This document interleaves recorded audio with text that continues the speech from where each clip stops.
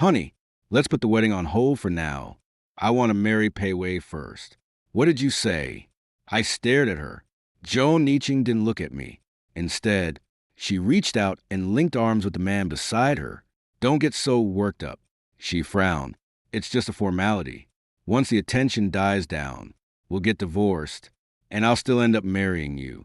I let out a laugh, but my voice carried a hint of coldness. Then what am I? She finally looked at me, as if somewhat impatient. Haven't you always been rational? If Pei Wei is forced to marry, that his life will be ruined. So what? I asked. So help me. You should be able to understand. It was only then that I realized she wasn't asking me. She was informing MASH had already arranged my position for me. Honey, let's put our wedding on hold for now. I'm going to marry Pei Wei first. You should be able to understand me, right? When these words fell, my mind went blank for a moment. The crystal chandelier in the living room was glaringly bright. Joan Niching stood before me. Hair makeup flawless, her tone gentle, as if she were discussing the most ordinary of matters. She didn't even wait for me to speak before she turned and linked arms with Pei Wei. The gesture was so natural, as if it had been rehearsed countless times. A's, please just help me out. She looked at me, a hint of pleading in her eyes, but without hesitation. If Pei Wei is really forced by the Fan family to marry, that his life will be ruined. Only then did I truly snap back to reality. Done. What about me? Help you? My throat tightened a bit, but my vision grew clearer. Then what am I? I shook off her hand, not forcefully, but it made her pause for a moment. We grew up together, and our marriage was arranged by our elders. The news of our engagement has been circulating in our circle for half a year now. I lowered my voice. Now you want to call off the wedding and marry that scholarship student your parents sponsored. Have you thought about me? Have you thought about the Chow family? Have you thought about how people at the company will see me? I am Chow Zhe, the current head of the Chow Group. This engagement has never been just a matter of feelings. Joan Niching frowned, as if annoyed by my questions, but still patiently explained. Don't make such a big deal out of this. I'm just going through the formalities with Pei Wei first. Once the dust settles, I'll divorce him and marry you in the end. She spoke quickly, as if the answer had been rehearsed long in advance. What could possibly affect our years-long relationship?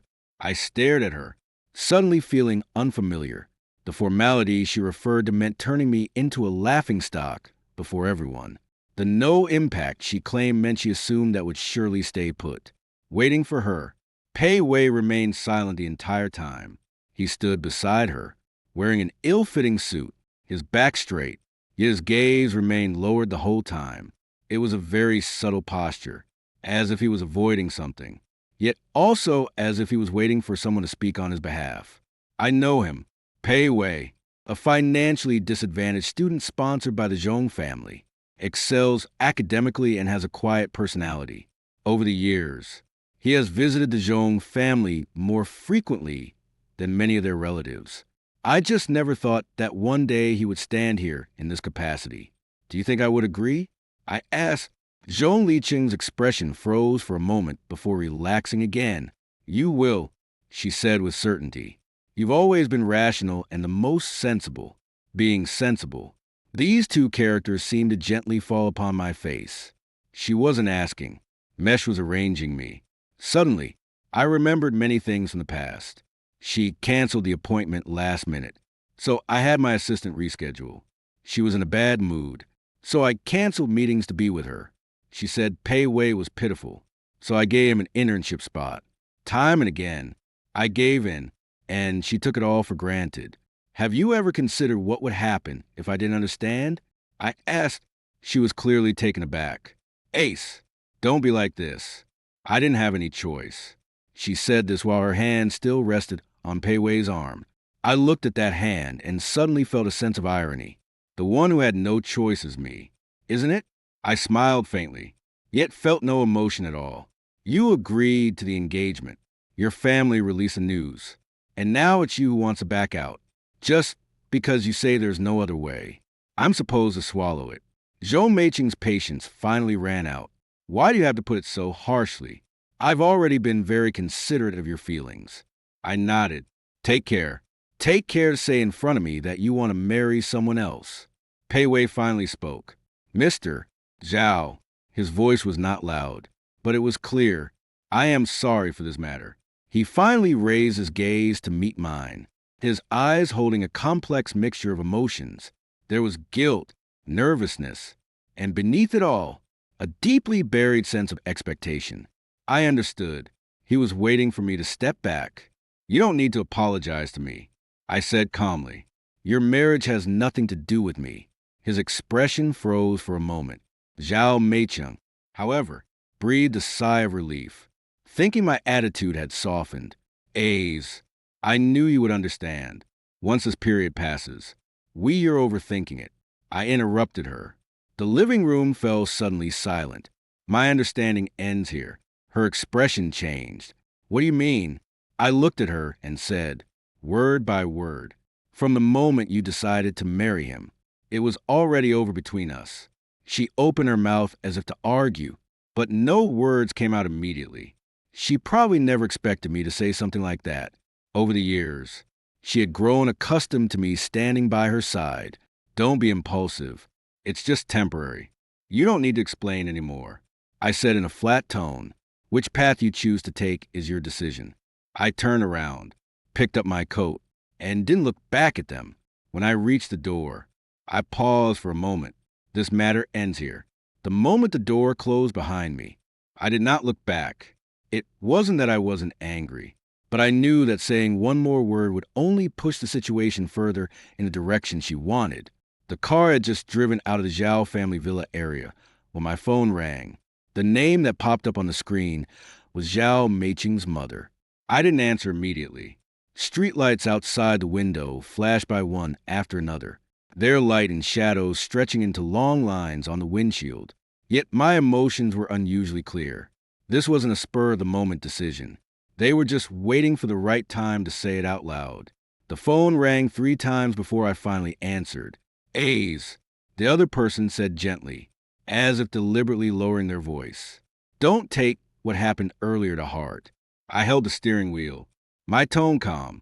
You can just say what you want to say directly. There was a moment of silence on the other end.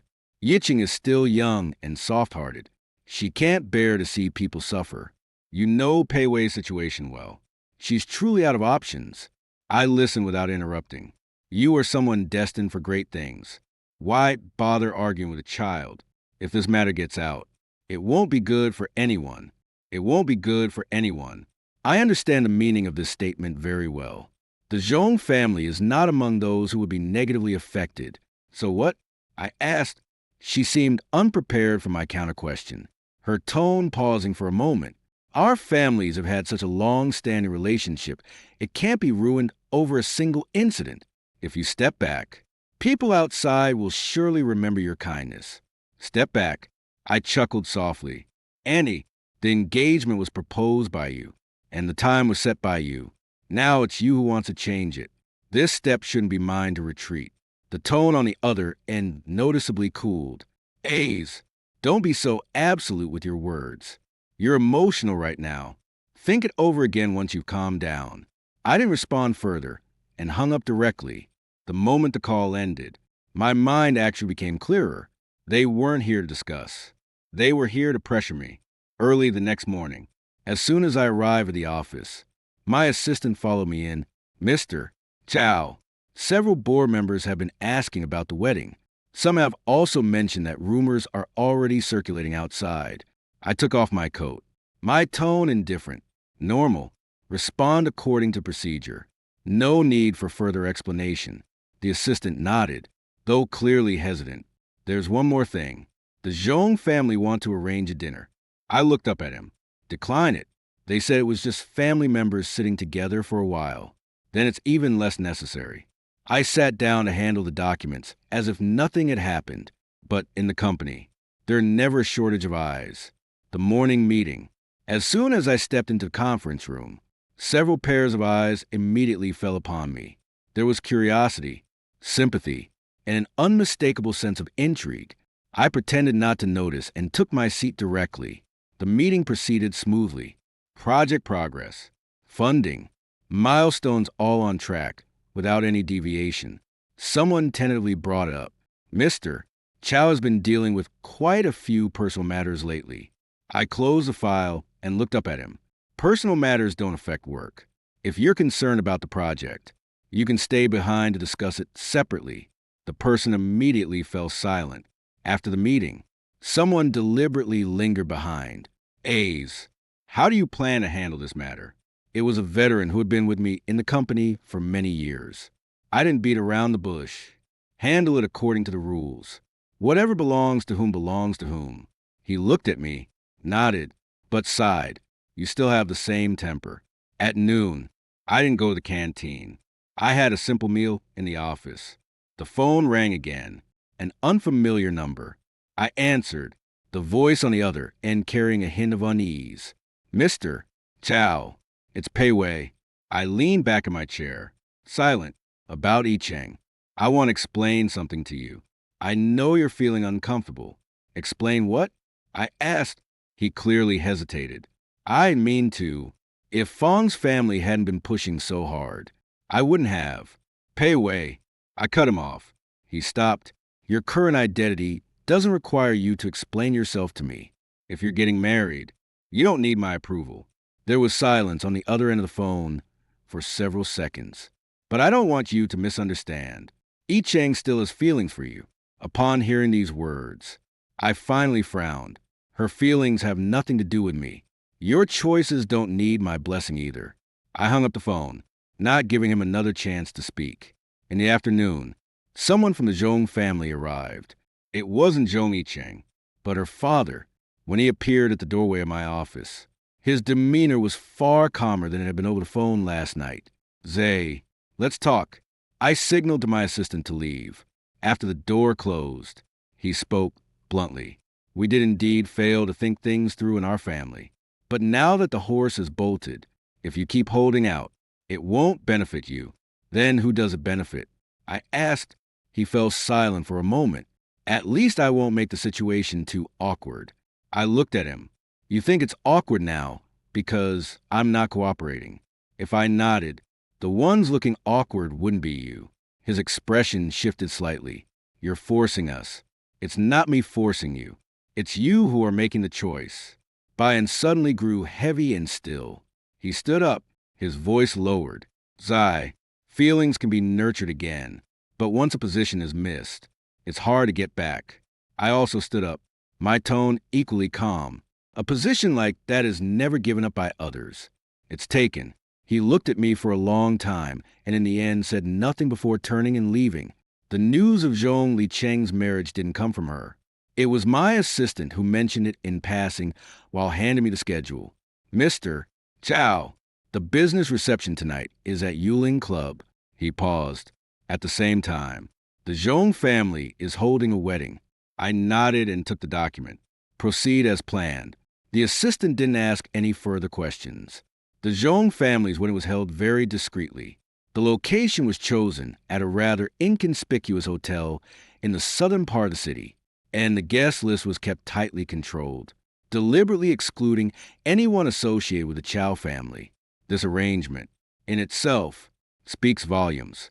They didn't want to make a big deal out of it, yet they intended to see it through to the end. I didn't go. After the afternoon meeting, I went straight back to the office and changed my clothes. The person in the mirror looked no different than usual. The suit was well tailored. The tie was a deep color, and there were no unnecessary accessories. I stood for a few seconds, making sure I was in a normal state before heading out. The Yuling Club was brightly lit.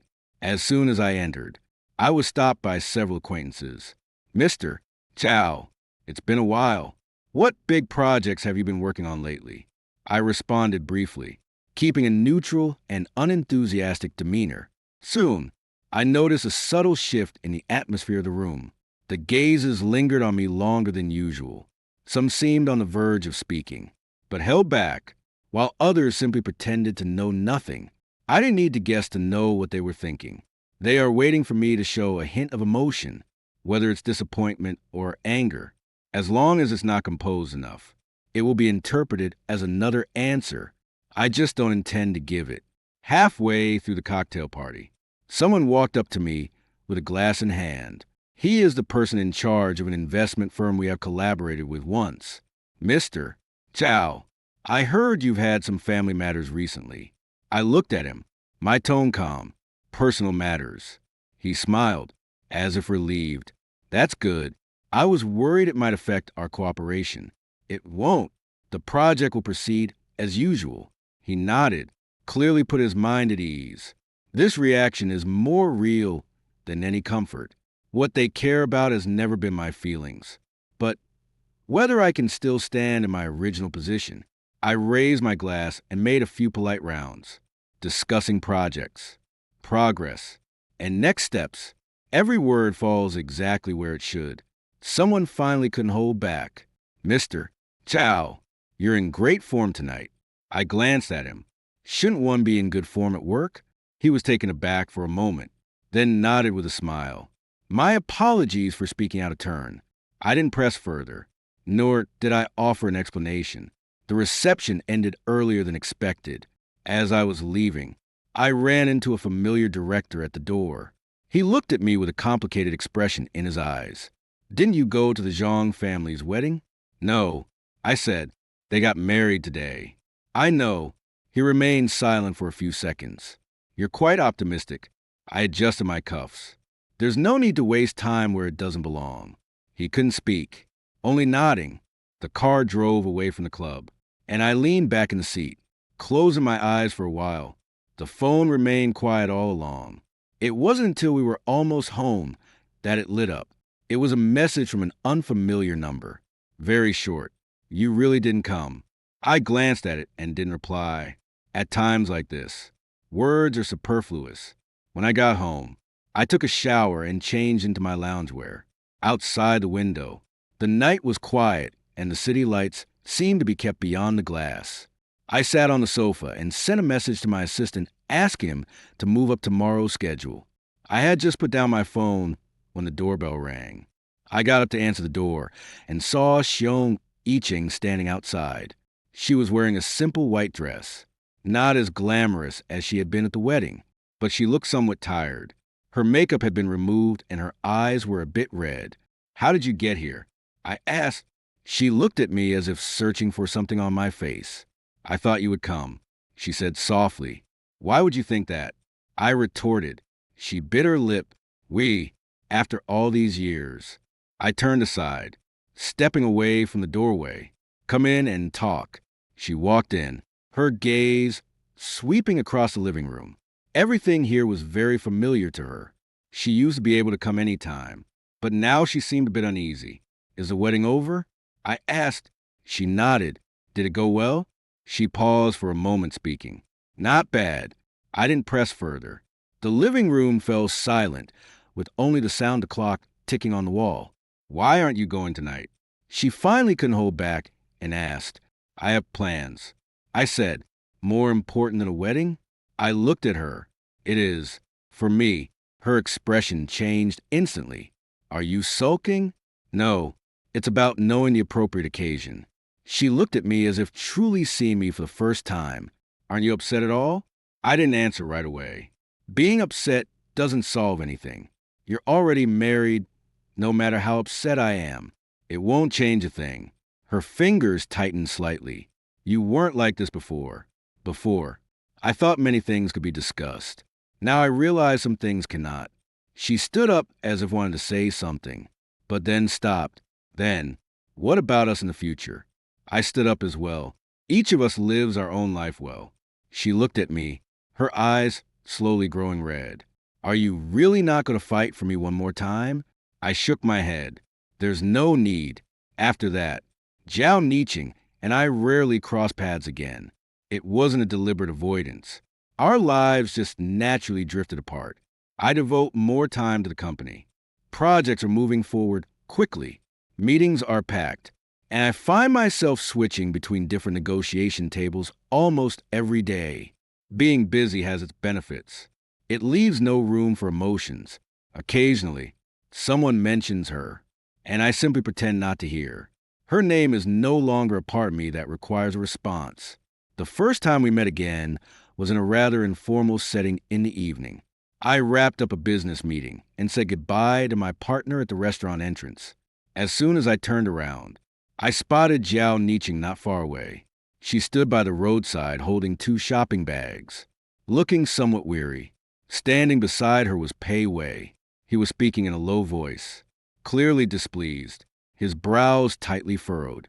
Zhao Niching listened with her body slightly turned, her face showing obvious impatience.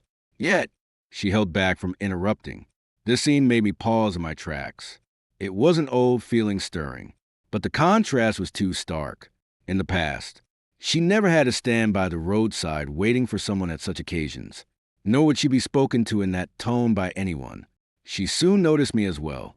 Her eyes brightened for a moment, then quickly dimmed.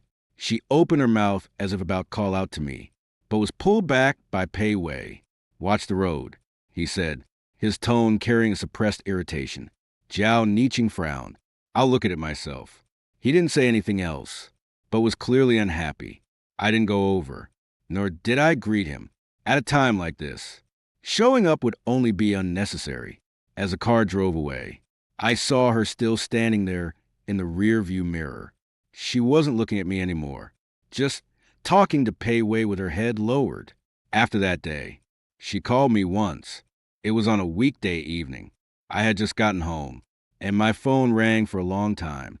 The moment I saw the name, I hesitated for a few seconds before answering. "A's." Her voice was soft, sounding a bit tired. "What's up?" I asked. There was silence on the other end for a while. "Have you been busy lately?" "Not really." I had no interest in small talk. "I want to ask you something." She spoke slowly, as if carefully choosing her words. "When Pei Wei was interning at your company before, was he doing okay?" I furrowed my brow.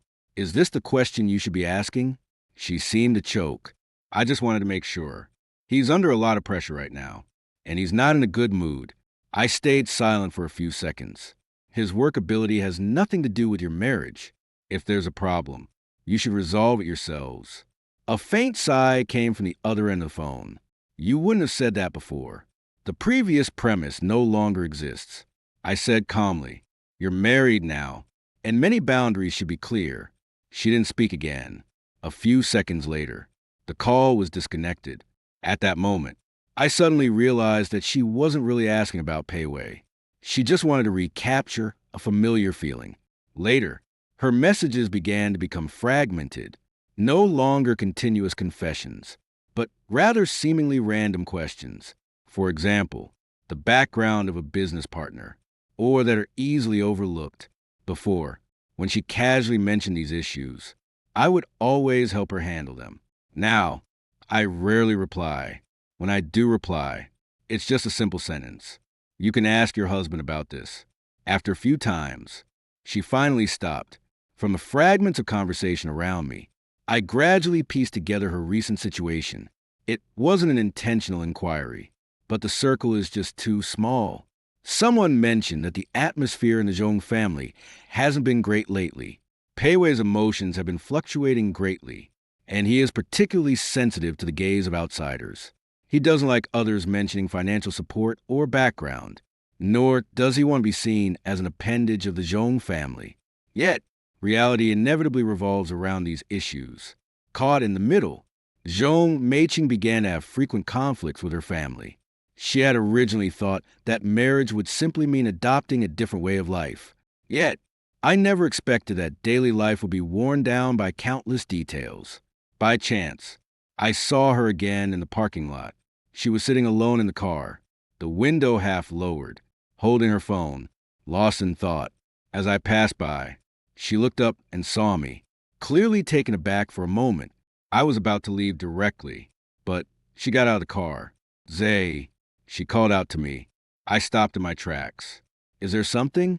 She took a few steps closer, her expression not looking too good. "You seem to be doing pretty well lately. Work is okay." I replied politely. She looked at me, then suddenly smiled, though it was forced. "Don't you think I look ridiculous like this? I don't have the right to judge your life." I said, "That's your choice." Her eyes were slightly reddened. At first, I really just wanted to help him. I never expected it to turn out like this. The outcome wasn't unexpected. It's just that you didn't want to think about it at the time. She fell silent. The way has changed. She whispered. He wasn't like this before. I looked at her and didn't respond. He always feels that others look down on him. Even the smallest thing. He'll bring it up and talk about it over and over. You used to tell me how to handle these things. She looked up at me. But now you say nothing. Because that shouldn't be my role. I said, my tone not heavy, but very clear. She seemed struck by those words. Standing there speechless. After a long while, she finally spoke. Did I make the wrong choice? I did not answer. The question itself was meaningless. She waited for a while, but received no response. The emotions in her eyes gradually crumbling. Forget it. She forced a smile. I shouldn't have asked you. She turned and got into the car, closing the door with a bit more force than usual. Before the car started, she gave me one last look. In that glance, there was none of the former certainty, nor any righteous confidence, only obvious panic. I stood where I was, watching her car drive out of sight. My heart was calm. She finally began to realize that the salvation she thought she was offering was not something everyone would cherish, and she herself was being slowly worn down. For the first time, she truly panicked. During that period, my life gradually returned to its original rhythm. It's not a deliberate adjustment, but rather that many things should operate this way by nature. The company has entered a new phase with several parallel projects advancing simultaneously. I am personally overseeing one of the acquisition cases. The background of the other company is complex, and the negotiations have been drawn out. After several rounds, both sides are wearing down each other's patience. The first time I met Lu Minglon was at that meeting. She sat across from me, not in a prominent position. Yet, she was very quiet. The materials weren't reviewed quickly, and she didn't speak often. But every time she did, her words hit right at the core. I noticed her because she interrupted a senior executive from her own team. This won't work, she said calmly but firmly. If we proceed along this path, the risks later on will be magnified. The other person clearly disagreed and retorted with a few counter-arguments. She didn't argue, just pushed the documents forward a bit. The data is here. It's not about stance. It's about costs. The meeting room fell briefly silent. At that moment, I looked up at her, not the type to be overly sharp, but decisive in judgment, without unnecessary emotions. After the meeting, I had my assistant pay extra attention to her information. Lu Minglon, one of the actual decision-makers at the other company. Clean background, clear resume, no signs of deliberate packaging. The second meeting was a private work session. She arrived 10 minutes early, having already listed the points to be discussed. Some clauses can still be negotiated further, but there are 2 items that cannot be changed. I looked at her. Why? It's not about concessions. It's about the room for future cooperation. She didn't explain for long, but it was clear. This kind of conversation is reassuring. You are very familiar with this project. I said, this is my job. She replied naturally, just like yours. She did not probe, nor did she deliberately try to close the distance. All communication stayed exactly where it should. After the meeting ended, she gathered her materials and prepared to leave. I suddenly asked, do you have time tonight? Let's have dinner together. She paused for a moment, not immediately agreeing. If it's related to work, sure, but if not, I'd like to be clear up front. I looked at her and smiled instead. Just eating, no personal matters. She nodded. Then it's fine. The restaurant choice was quite ordinary, not for show. She didn't comment on the environment, but when ordering, she glanced at me. Do you have any dietary restrictions? No. She nodded without asking any more questions. The meal was quiet, but not awkward. She didn't pry into my past, nor did she deliberately show off herself. The conversation always revolved around work, yet it never felt dull. Her views on many things surprisingly aligned with mine, not out of flattery, but because we see things from similar perspectives. You have high expectations for your collaborators, she suddenly said. Because I don't want to keep wasting energy on repeated efforts. I replied. She smiled. Me, too. In that moment, I realized she didn't need to be taken care of. She knew what she wanted and was clear about her boundaries. After the meal, she took the initiative to pay the bill. Next time, it's on you, she said naturally. I didn't decline. This sense of boundaries felt comfortable. The following interactions were all very natural. Sometimes it was project discussions. Other times just a casual coffee on the way. She never showed up at inappropriate times, nor did she bring personal emotions into work. Once, I had to cancel our meeting at the last minute due to a delayed schedule. She only replied, "Got it. Let's make plans another day." No follow-up questions. No emotions. I suddenly realized that in this kind of relationship, I don't need to explain too much. One afternoon, as the project reached a critical stage, we were in the conference room together, reviewing the final version of the plan. It's been a while, and the sky outside the window gradually darkens. She closed the file and glanced at the time. "Let's call it a day. We'll handle the rest tomorrow." I nodded. "Okay." She stood up and added another sentence. "You seem more relaxed lately than before." I looked up at her. "Is there?" "Yes," she said with certainty. "People can't stay this tense forever." I didn't deny it, nor did she press further. This kind of restrained concern is truly rare. Just before leaving, she suddenly asked me, "Do you have any plans for the weekend?" "Not for now. If you'd like, we could go see an exhibition together." Her tone was calm. "Not for work." I looked at her without hesitation. "Sure." I noticed a change after a very ordinary social gathering. That evening, I left the club with Lu Minglan, with the project's phase successfully wrapped up. She was unusually relaxed, her tone more casual than usual. "Tomorrow, I might not be in the city," she said. "There's an internal meeting." "Okay." I nodded. "We'll plan something when you're back." She acknowledged with a short reply, said nothing more, and turned to get into the car. The tail lights disappeared around the corner. I stood there for a few seconds before getting back into the car. This rhythm I'm very used to. Not too close, nor too distant. Just each of us clearly aware of where the other stands. The next day at noon, just as I finished a meeting, my assistant knocked and entered. "Mr. Chow, someone is here to see you." He paused. "Miss Joan." I looked up at him. "Tell her I'm busy." She had been waiting in the reception room for a while. I closed the file and stood up. 10 minutes. I wasn't surprised she had come. Lately, she has been appearing more and more frequently, whether it's directly seeking me out or creating opportunities to meet over trivial reasons. In the reception room, Joni Cheng sat very upright. She was dressed very formally today, and her makeup was more refined than in previous meetings. It was clear that she had prepared deliberately. Seeing me come in, she immediately stood up. "Ah, Zay." I gestured for her to sit down, get straight to the point. Her gaze lingered on me for a moment. "Have you been spending a lot of time with Lu Minglan lately?" I didn't answer immediately.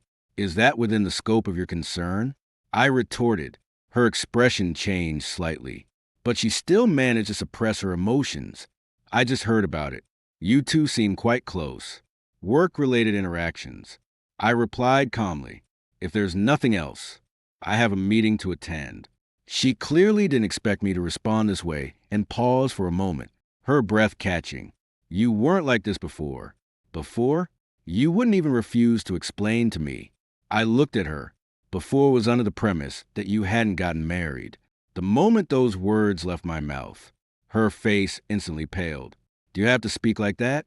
"I'm just reminding you of reality." She fell silent for a few seconds, then suddenly asked, "What makes her better than me?" I frowned.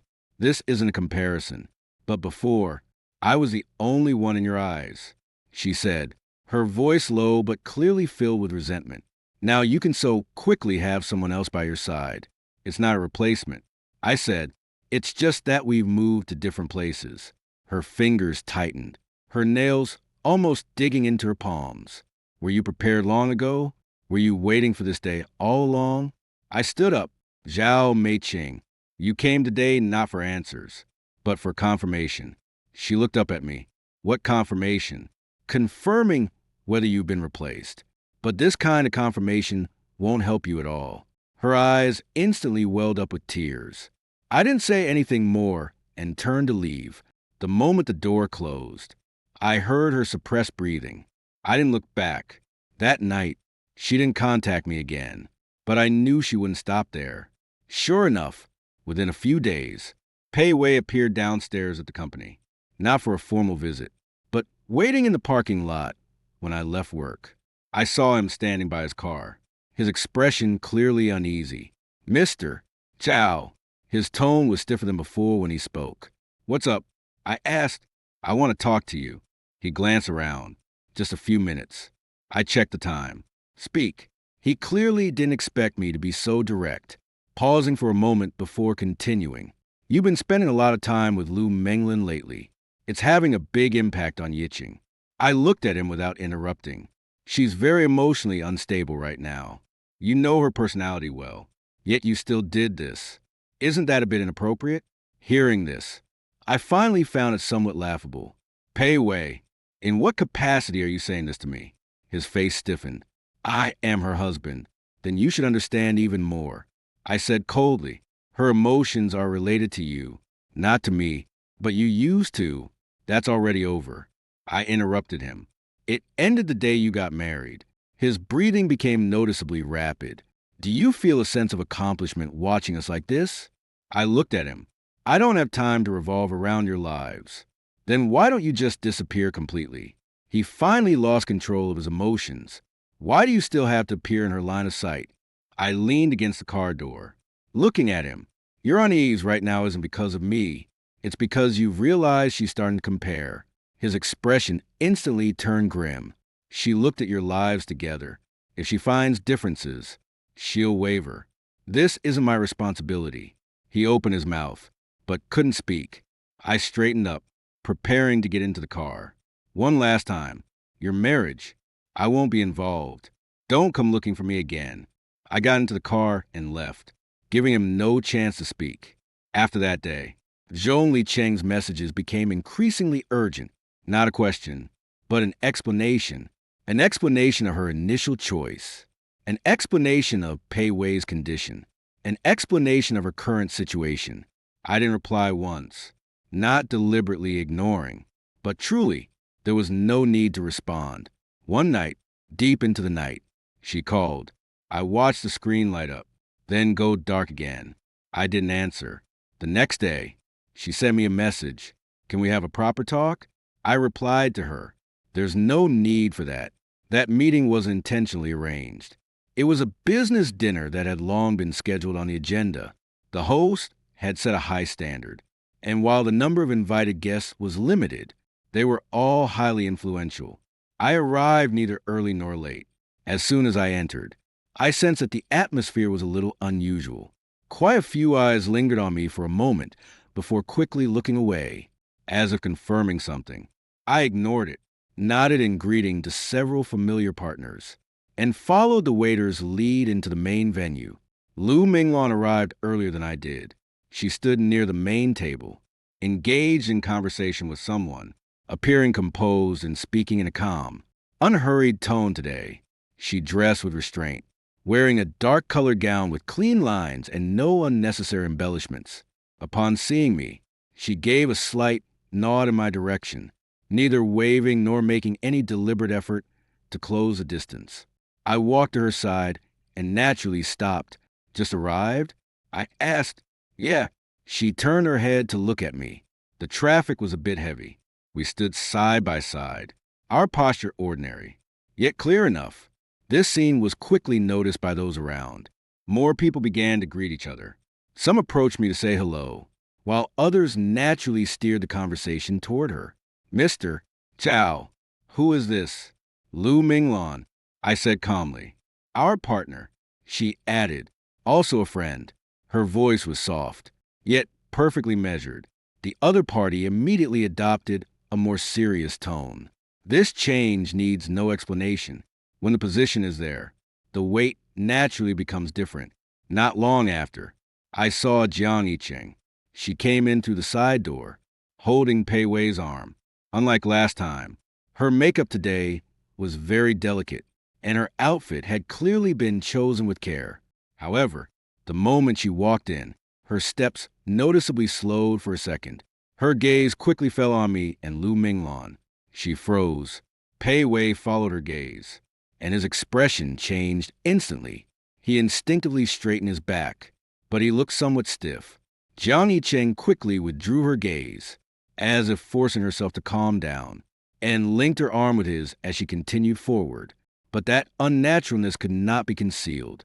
They were seated not far away, not too far, but separated by several tables, just at a distance where they could be seen, but not reached. After the banquet began, everything proceeded as normal. Speeches, toasts, conversation. I didn't deliberately avoid them or intentionally approach them throughout the entire process. In some situations, there's simply no need to take the initiative. Change will happen on its own. Lu Minglan and I exchanged a few brief opinions, but most of the time we were listening to others speak. She was very familiar with such situations, neither interrupting nor backing down. When someone tried to draw closer with a flippant tone, she responded politely and quickly steered the conversation back on track. This sense of measure left no room for criticism. I noticed that Zhou Mingqing's gaze kept falling on her several times. Not hostility, but a complicated appraisal, as if comparing, yet also confirming. Pei Wei clearly noticed it. His emotions had been off from the very beginning. Someone approached to greet him, mentioning his background, and his smile visibly froze for a moment. "Mr. Pei, it's an honor to meet you. I heard you did quite well with the support of the Jiang family before." The statement itself was harmless, but to him, it felt like a thorn piercing his ear. That was all in the past. His tone was a little hard. "I have my own plans now." The other person froze for a moment, gave an awkward smile, and turned to leave. Zhou Mingqing said something softly, as if trying to soothe him. He, however, didn't take it in. Instead, his gaze kept sweeping in my direction. By the middle of the banquet, the host had arranged for free networking.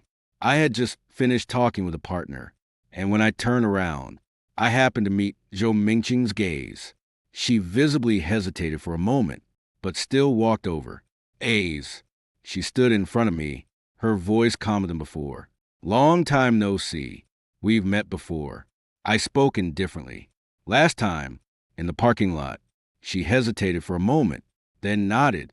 Her gaze swept over me, then glanced at Lu Minglan standing beside me. "Pretty good today." "Not bad." I didn't say much. She was silent for a few seconds, as if organizing her words. "Miss Lu," she turned to Lu Minglan. "I've heard of you before." Lu Minglan glanced at her, her expression calm. "Miss Zhou." She nodded. "Hello." No unnecessary emotion, and no deliberate distance. Just ordinary politeness. This calmness, to Zhou Mingqing, was even more glaring. She forced a smile. "You two seem to get along well at work," I added. Lu Minglan didn't argue, just went along with the conversation. Mutual peace of mind. These three words were spoken lightly, yet they carried a profound truth. Zhao Mingqing's smile was clearly beginning to falter. She opened her mouth, wanted to say something more, but was interrupted by Pei Wei, who stood beside her. "What are you talking about?" He walked over and stood beside her, his tone clearly guarded. "Nothing," Zhao Mingqing replied, her voice a little unsteady. Pei Wei's gaze fell on me, carrying emotions he couldn't quite suppress. "Mr. Zhao," he nodded. "Didn't expect to see you here. It's appropriate for the occasion." I said, "Is it?"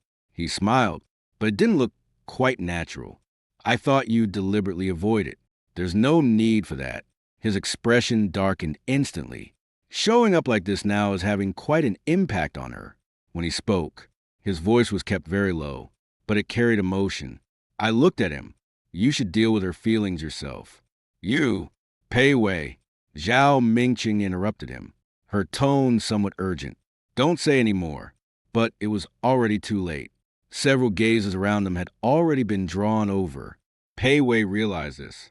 and his emotions became even harder to hold back. Do you think this is satisfying? The way things are now? He looked at me, his eyes filled with suppressed anger. I did not respond. In such a situation, explanations themselves are unnecessary. Lu Minglan took half a step forward, standing by my side, not shielding him, and not confronting him. Either, it was just a very natural position. This is a public place. Her tone was light, but clear enough. Any private emotions aren't suitable to be dealt with here. Pei Wei froze for a moment, as if he hadn't expected her to speak up so directly.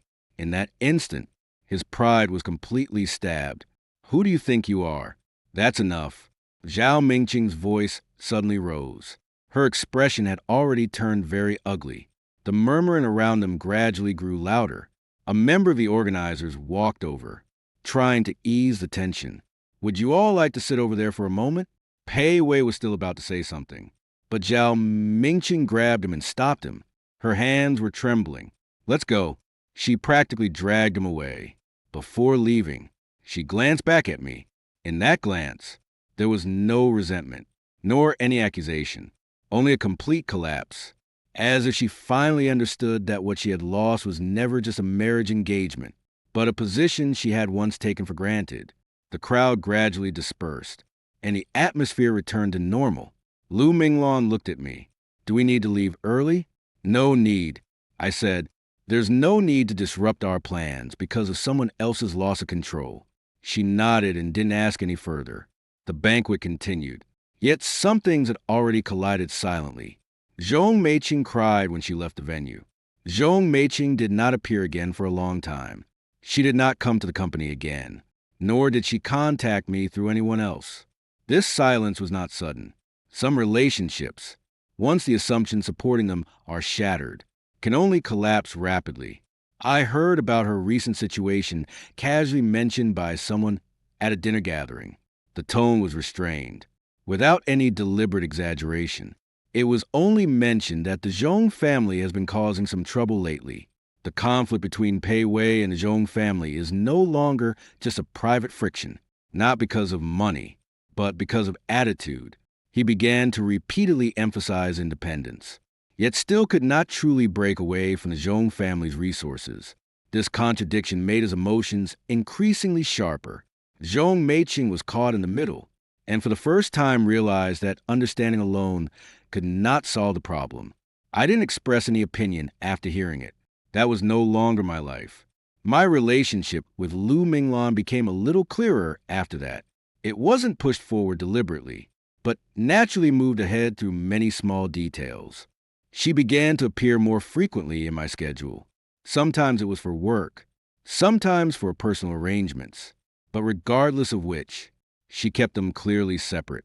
Once, returning from a business trip, the flight was delayed. I got home very late, and there was a new message from her on my phone. Arrived home, remember to rest. No extra concern, no emotional weight. Yet it made me stop and stare at it for a long time. This feeling is very unfamiliar. It's not about being needed, but about being respected. One weekend, we went together to see the exhibition that was mentioned earlier. There weren't many people, and the environment was very quiet.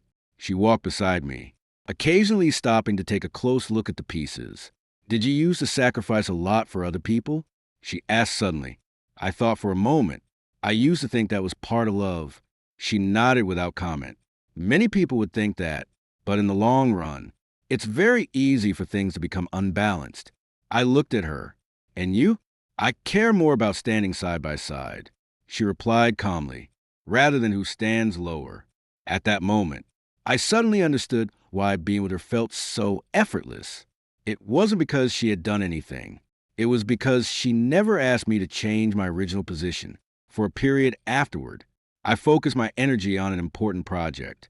I was so busy I was running nonstop. She didn't complain, and she didn't let her emotions get in the way. She simply stood where she was needed. When I needed her, after a late-night meeting ended, I returned to the office and found that she was still there. She was sitting on the sofa, holding a file in her hands. You didn't have to wait. I said, it was on my way. She stood up, Let's go back together. At that moment, I realized this was no longer just a simple business partnership. Instead, our life rhythms had begun to overlap. Zhang Weiqing reappeared on an ordinary afternoon. I had just finished a meeting when my assistant knocked on the door and said she was downstairs. I was silent for a few seconds, then had someone bring her up. She looked much haggard. Her makeup was still exquisite, but it couldn't hide the exhaustion in her eyes. You were willing to see me. I thought you wouldn't. That was the first thing she said after sitting down. Time is limited. I glanced at my watch. Go ahead. Her hand rested on her knee, her fingertips slightly pale. I've had problems with Pei Wei. She got straight to the point. You're married. I spoke calmly. You should handle the issues yourselves. Not every problem can be solved, she said with a bitter smile. At least, I've realized now that I can't. I remained silent. She looked up at me, her eyes filled with emotion close to shattering. I saw you both at the dinner that day. It was then I realized how naive my choice had been. You saying these things now doesn't mean anything. I interrupted her. I know. She nodded. I'm not here to beg you to come back. That surprised me a little. Then what do you want? One answer. She looked at me. If I hadn't done that back then, would we be different? I looked at her, without hesitation. No, she froze. It's not because of what happened later. But the choice you made at that time already said it all. Her tears finally fell. No hysteria, just a quiet flow. I always thought you would wait for me. She whispered, That's your judgment. I said flatly, Not my promise. She covered her face, her shoulders trembling slightly. A long time passed before she stood up. I understand. She walked to the door, then paused for a moment. Are you happy now? I thought of Lu Minglin, and those moments that needed no explanation. Very suitable. I replied. She nodded, said nothing more, and turned to leave. The moment the door closed, I hesitated not at all. Some answers, once spoken, are already the end. A few months later, Lu Minglin and I got married. There was no grand ceremony. Only the closest people were invited. That day, she stood beside me, her expression calm and resolute, not dependence, nor concession. It was standing side by side, standing on the stage. I suddenly remembered who I was a long time ago. That person who was used to stepping back, used to understanding, used to giving up his place. He has stayed in the past. Now, I know very clearly what I want. Love is not bought at the cost of self-respect. It is a choice made together. I am not the one who was abandoned. I chose not to look back.